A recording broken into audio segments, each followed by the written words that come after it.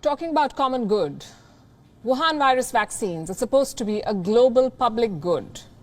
But what happens when a vaccine manufacturer starts bullying? Governments are silenced, supplies are halted, and profits take precedence over saving lives.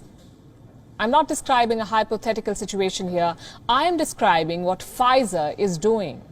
The American pharma giant, it is doing all of this. It is bullying countries to submit to its demands. We first reported about this back in February this year.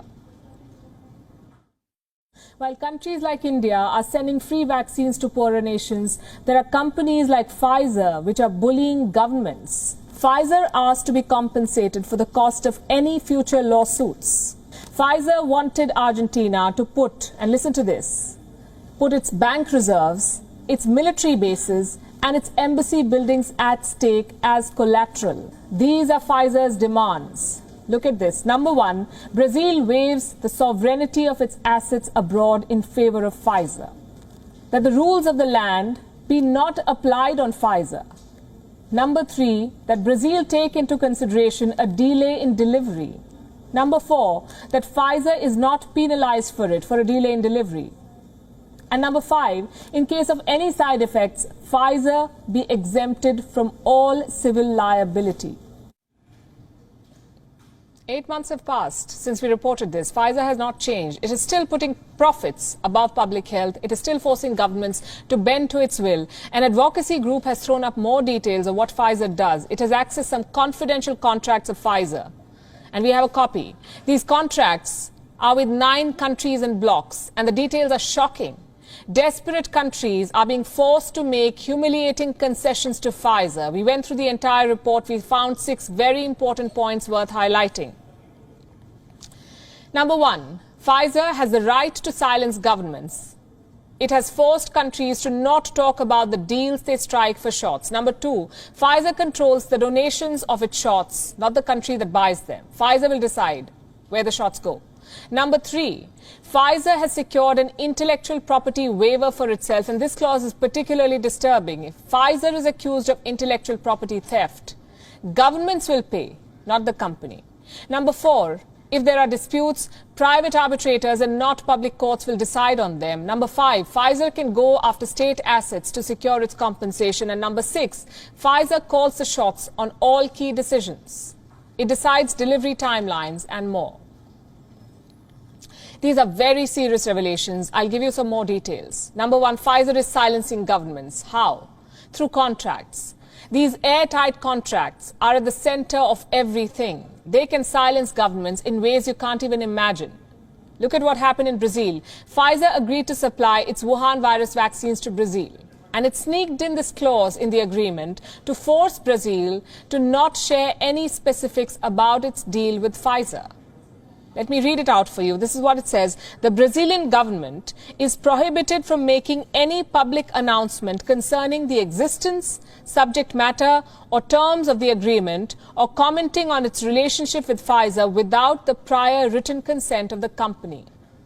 In other words, Brazil cannot talk about the Pfizer deal until it gets an approval from Pfizer in writing. This basically is a private company muzzling a government. And that's not all. Pfizer also gets to decide who will get the shot. Suppose someone wants to donate Pfizer shots to Brazil. Can they do it? They cannot. The Pfizer agreement restricts Brazil from accepting donations. No one can donate Pfizer vaccines to this country. They cannot use the Pfizer shot until they buy it. What happens if Brazil does not comply with these rules? The consequences will be serious. Let me quote from the report again. If Brazil were to accept donated doses without Pfizer's permission, it would be considered an uncurable material breach of their agreement, allowing Pfizer to immediately terminate the agreement. Upon termination, Brazil would be required to pay the full price for any remaining contracted doses. So Brazil will have to cough up the entire payment, and Pfizer won't even have to supply the full consignment of Wuhan virus shots. What happens if someone accuses Pfizer of stealing its vaccine technology, of intellectual property theft? The government will be forced to defend Pfizer. It's unbelievable. We had to read this twice to let it sink in. And guess what? At least 4 countries have been forced to protect Pfizer's patent. Meaning these governments are defending Pfizer for intellectual property theft, while the company is free to use anyone's intellectual property as it pleases. Colombia is one of these victims. I'll explain with an example. Suppose a domestic vaccine maker or any pharma company in Colombia goes to court and they accuse Pfizer of infringing their vaccine patent. Who will be the one fighting that case? Not Pfizer. Even though they're the accused party, it's not Pfizer and their lawyers who will be in court. It will be the Colombian government. The government will have to defend Pfizer. And if they lose the case, it will be the Colombian government that will have to pay the settlement, not Pfizer. What if these governments want to get out of these tough contracts? They won't be able to sue Pfizer at home. The matter will go to a secret panel of 3 private arbitrators in New York. Pfizer will be tried as per New York law and not the laws of the land where it sells vaccines.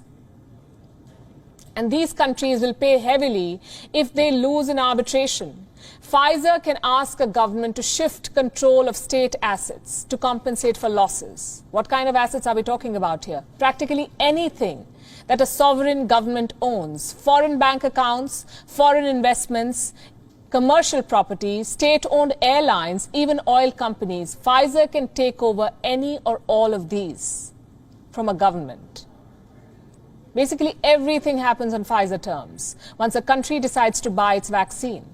Even the delivery of shots is decided by the company. In Brazil, in Albania, in Colombia, Pfizer gets to decide the delivery timetable for vaccines, and the countries will have to agree to whatever they're given, whenever they're given.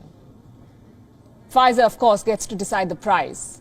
It sets the delivery timelines. It accepts accountability for nothing. And in case someone sues the company, it's the government that foots the bill for the damages, not Pfizer. There is no other way to describe Pfizer's business practices. This is vaccine terrorism.